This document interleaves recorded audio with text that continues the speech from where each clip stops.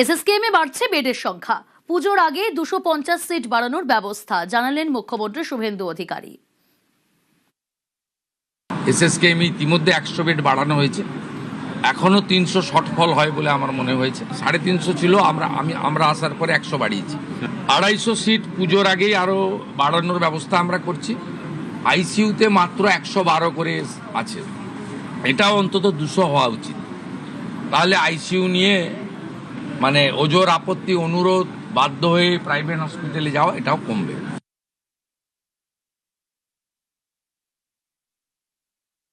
বদলের বাংলায় হাসপাতালকে দালাল মুক্ত করার টার্গেট।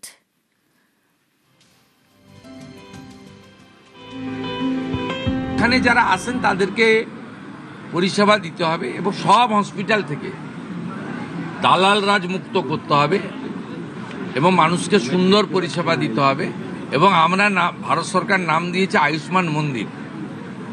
মন্দিরে যেমন পবিত্রতা থাকে, শুদ্ধতা থাকে, স্বচ্ছতা থাকে, একাগ্রতা থাকে, সেবাপরায়ণতা থাকে, সেই ভাবটা স্বাস্থ্য কেন্দ্রগুলোতেও আসবে।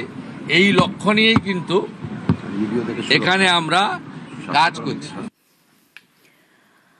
আগের সরকারের আমলে সরকারি হাসপাতালে খাবারের মান নিয়ে প্রশ্ন মুখ্যমন্ত্রীর।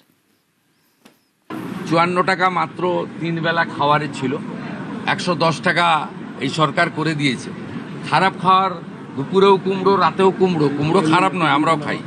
এত নিম্নমানের খাবার, এগুলো তো ওভারলুক করা হয়েছে। 17 সালে লাস্ট খাবারের টাকা রিভাইজ করা হয়েছিল।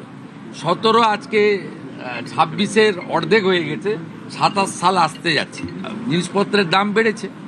এই প্র্যাকটিক্যাল থিঙ্কিংটা বিগত দিনে যারা পরিচালক ছিল তাদের ছিল না।